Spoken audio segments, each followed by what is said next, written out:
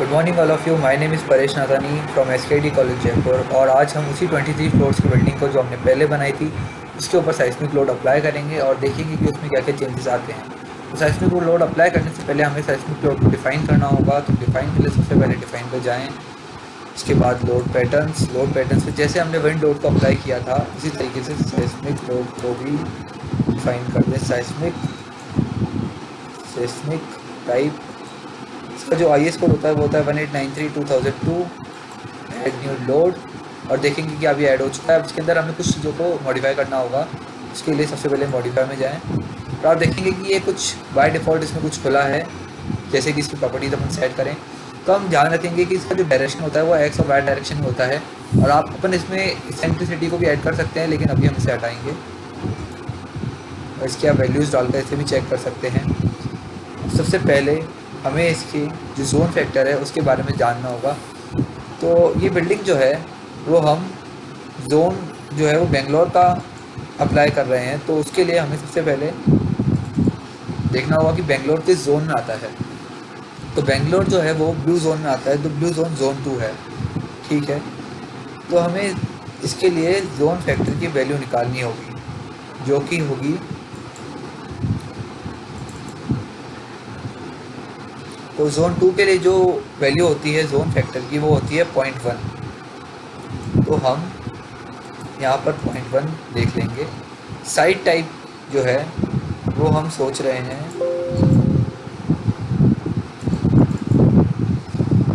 जो टाइप 1 होता है वो रॉक और हार्ड सॉइल के लिए होता है, जो सेकंड होता है वो मीडियम सॉइल के लिए होता है, और जो थर्ड होता है वो सॉफ्ट सॉइल के लिए होता है। तो हम ये अज्यूम कर रहे हैं कि जो बिल्डिंग है वो मीडियम सॉइल पर बन रही है।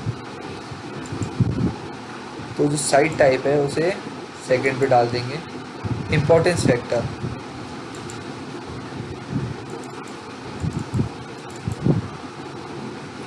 इम्पोर्टेंस फैक्टर जो अदर बिल्डिंग्स होती है उसके लिए होता है 1.5, लाइक कम्युनिटी, स्कूल्स, हॉस्पिटल्स, और जो सारी अदर बिल्डिंग्स होती है उसके लिए 1 होता है।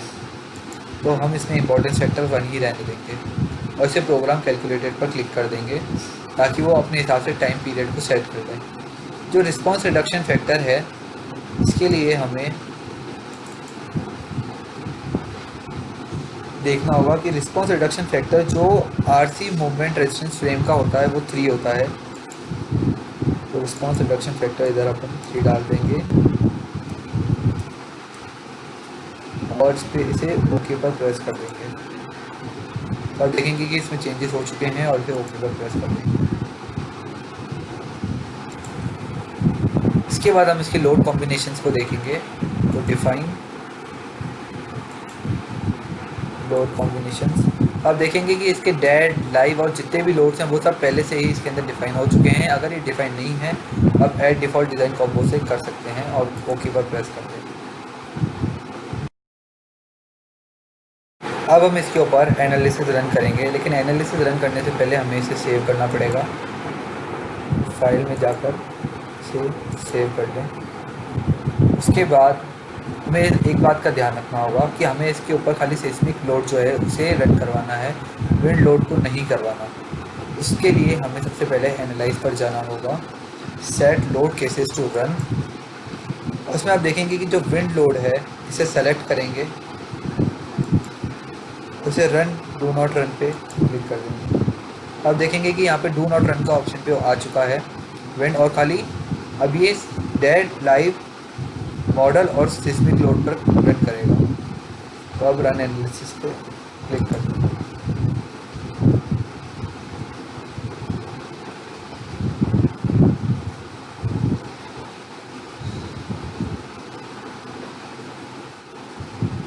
तो आप देखेंगे कि ये एनालिसिस को रन कर रहा है।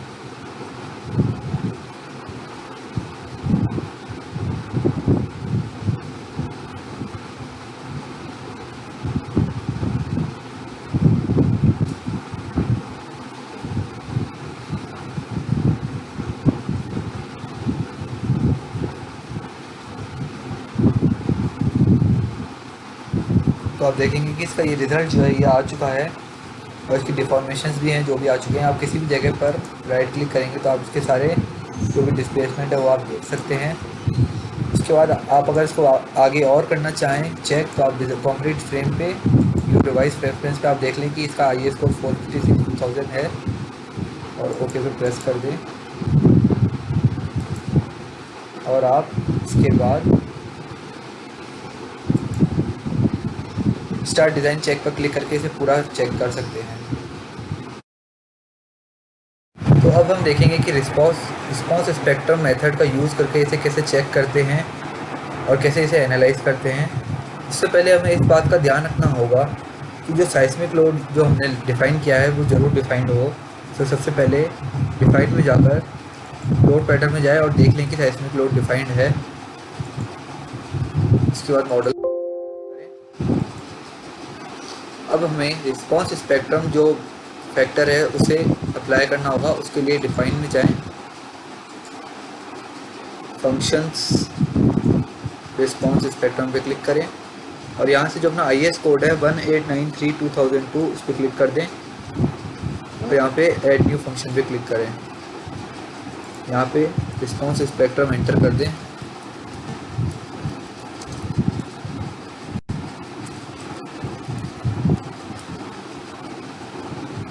सिस्मिक जोन फैक्टर इज 0.1,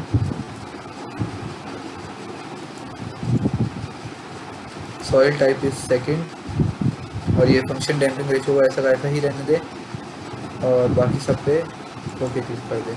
तो आप देखेंगे कि रिस्पॉन्स स्पेक्ट्रम यहाँ पे ऐड हो चुका है और इसे ओके पर क्लिक कर दें।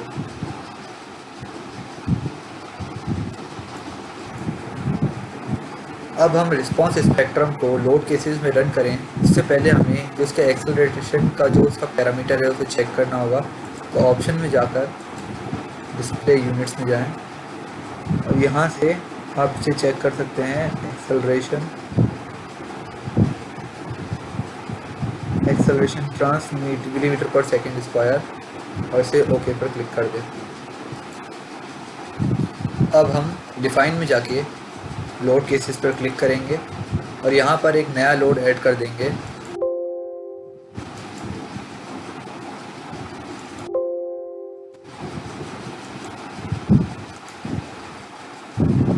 तो अब हम इसके डिफाइन में जाके लोड केसेस पर क्लिक करेंगे और यहाँ से एक ऐड न्यू केस कर देंगे। यहाँ पे इसे नाम दे देंगे response load case type response spectrum और यहाँ से इसे ऐड कर देंगे। तो आप देखेंगे कि यहाँ पे एक्सेलरेशन का आ चुका है। यहाँ से रिस्पॉन्स स्पेक्ट्रम क्लिक कर देंगे और बाकी सारी वैल्यूज़ को वैसे ही छोड़ के ओके पर क्लिक कर देंगे। तो आप देखेंगे कि यहाँ पे रिस्पॉन्स स्पेक्ट्रम ऐड हो चुका है। तो ओके पर क्लिक कर देंगे। अब अभी हमने जो रिस्पॉन्स स्पेक्ट्रम डिफ़ाइन किया था हमें उसमें कुछ मॉडिफिकेशंस करने पड़ेंगे। तो मॉडिफिकेशंस के लिए सबसे पहले डिफ़ाइन में जाएं, वही लोड केसेस इसे क्लिक करें और मॉडिफाई शो केस पे क्लिक कर दें और यहाँ से इसका स्केल फैक्टर जो है वो चेंज कर लें। स्केल फैक्टर चेंज करने के लिए हमें एक चीज़ का ध्यान रखना होगा कि हमें इसका स्केल फैक्टर जो है कैलकुलेट करना पड़ेगा इस फॉर्मूले से। तो इस कैलकुलेटर पे जब हम वैल्यूज़ को फिर सेट कर देंगे तो ये वैल्यू आएगी 1633.5 और ये जो वैल्यू है वो यहाँ पे डाल दें 1633.5 ओके। अब हमें एक और ऐड इसमें लोड करना होगा जो कि वाई डायरेक्शन में होगा। उसके लिए एक्सेलरेशन सेम रहेगा, डायरेक्शन u2 हो जाएगा। यहाँ से फंक्शन रिस्पॉन्स स्पेक्ट्रम और वैल्यू 16.5 ऐसे ऐड कर दें। सॉरी, इसे डिलीट करना है और ये ऐड हो चुके हैं दो और इसे ओके पर क्लिक कर दें। तो देखेंगे कि आप इसमें दो डिफाइन हो चुके हैं और इसे ओके पर क्लिक कर दें और एग्जिट कर दें। ये सब रिस्पॉन्स स्पेक्ट्रम जो भी है इसका डिफ़ाइन करने के बाद अब हम इसके ऊपर एनालाइज करेंगे। एनालाइज करने से पहले हमें इसमें एक चीज़ का ध्यान रखना होगा कि ये सिस्मिक और रिस्पॉन्स स्पेक्ट्रम का है जो टेस्ट है, तो हम इसके अंदर डेड और लाइव लोड जो है उसे रन नहीं करेंगे। तो इसे भी इसी तरीके से डू नॉट रन पर क्लिक कर दें और देखेंगे कि डू नॉट रन हो चुका है। और अब जो रन होगा तो खाली सिस्मिक और रिस्पॉन्स स्पेक्ट्रम पे होगा, तो इसे फिर रन नाउ पे क्लिक कर दें और देखेंगे कि ये रन कर रहा है।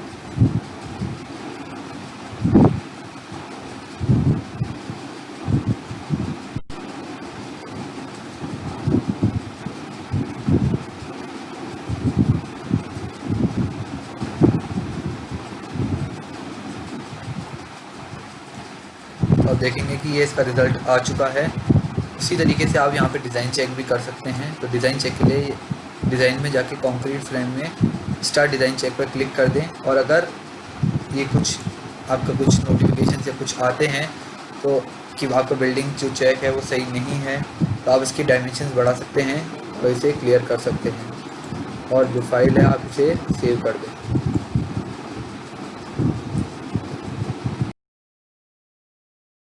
रिस्पॉन्स स्पेक्ट्रम मेथड देखने के बाद अब हम देखेंगे कि साइस्मिक एनालिसिस या टाइम हिस्ट्री एनालिसिस के मेथड से किस तरीके से हम इसे चेक या एनालाइज कर सकते हैं।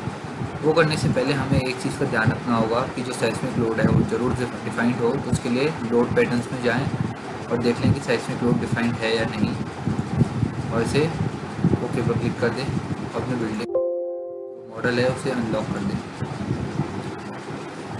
ये अनलॉक हो चुका है। इसके बाद हमें फंक्शंस में जाकर जो साइस्मिक, उससे पहले हमें एक चीज़ का ध्यान रखना होगा। ये करने से पहले डिफाइन में जाके एक बार लोड पैटर्न में जाएं और जो साइस्मिक लोड है इसे मॉडिफाई और लेटरल लोड पे क्लिक कर दें। और एक चीज़ का हमें ध्यान रखना है कि ये जो साइस्मिक एनालिसिस है ये एक ही डायरेक्शन में होता है, तो हम इसे एक्स डायरेक्शन में सपोज कर रहे हैं तो वाई डायरेक्शन से इसे हटा दें, और जो बाकी जो प्रॉपर्टीज़ हैं उसे सेम रहने दें और ओके पर क्लिक कर दें। अब देखेंगे ये चेंज हो चुका है और इसे ओके पर क्लिक कर दें। अब हमें डिफाइन में जाकर फंक्शंस में जाना है और इसे टाइम हिस्ट्री पर क्लिक करना है। टाइम हिस्ट्री पर जो choose function from to add पे जाके सेव फ्रॉम फाइल पे क्लिक कर दें। ऐड न्यू फंक्शन पे क्लिक करें, यहाँ पे डाल दें टाइम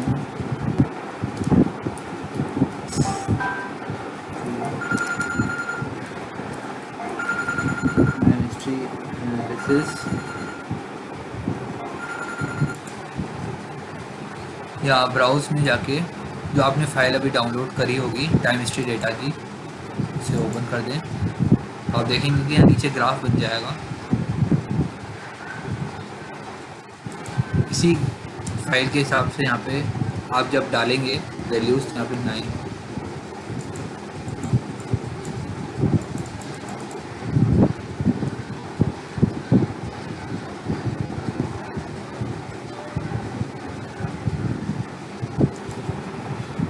और इसे फिक्स फॉर्मेट पर क्लिक कर दें और वैल्यू का इक्वल इंटरवल 0.02 और इसे ओके पर क्लिक कर दें और देखेंगे कि ये टाइम हिस्ट्री डेटा भी यहाँ पे ऐड हो चुका है। और इसकी प्रॉपर्टीज़ अगर आपको देखनी है या चेंज करनी है तो आप यहाँ पे जाके कर सकते हैं और इसे ओके पर क्लिक कर दें।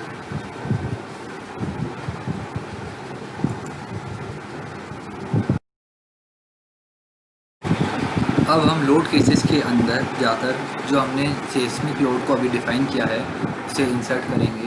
उससे पहले डिफ़ाइन में जाए लोड केसेस। हमें एक चीज़ का ध्यान रखना होगा कि जब साइस्मिक एनालिसिस को या टाइम हिस्ट्री एनालिसिस जब हम रन करते हैं तो हमें रिस्पॉन्स स्पेक्ट्रम की ज़रूरत नहीं होती है। इसे कैंसिल कर दें और इसे डिलीट कर दें और ऐड न्यू फेस पर जाएँ, लोड का नाम लिख दें टाइम हिस्ट्री एनालिसिस। यहाँ पे टाइम हिस्ट्री देख लें, दिस इज टाइम हिस्ट्री। यहाँ से टाइम हिस्ट्री पर क्लिक कर दें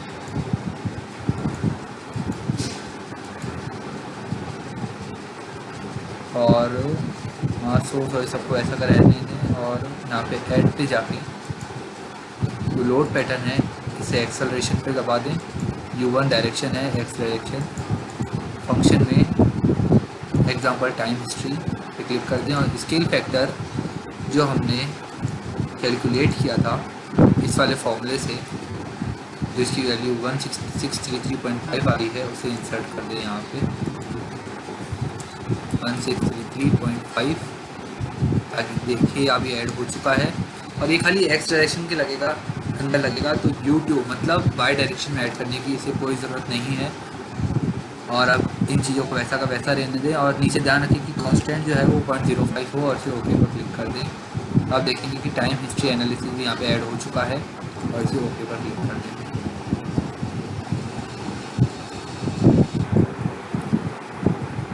टाइम हिस्ट्री एनालिसिस को लोड केसेस के अंदर डिफाइन करने के बाद अब हम इसके ऊपर एनालाइज रन करेंगे। तो एनालाइज में जाकर set load cases to run पे जाएं, और हमें खाली साइस्मिक और टाइम हिस्ट्री एनालिसिस को ही रन करवाना है, डेड और लाइव लोड को नहीं करवाना। तो उसके बाद रन नाउ पर क्लिक कर दें, तो आप देखेंगे कि इसने रनिंग करना चालू कर दिया।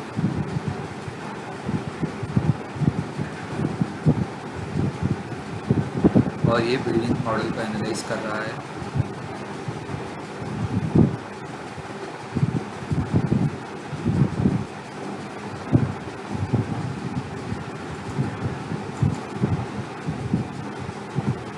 तो जैसा कि ये एनालाइज कर चुका है, तो आप जिस भी जगह पर राइट क्लिक करेंगे उस जगह का डिस्प्लेसमेंट आपको मिल जाएगा।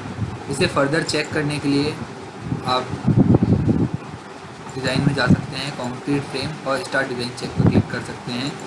अगर आपको इसकी कोई और फोर्सेस या कुछ देखना है तो डिस्प्ले में जाकर आप इसकी फोर्सेस भी यहाँ से देख सकते हैं। फोर्सेस जिसमें आपकी सारी फोर्सेस आ जाएंगी, शेयर फोर्स, बेंडिंग मूवमेंट सब आ जाएगा। अब बात करते हैं इसकी रिपोर्ट की। तो रिपोर्ट के लिए आप रिपोर्ट्स पर जा सकते हैं और समरी रिपोर्ट पर डबल क्लिक कर सकते हैं।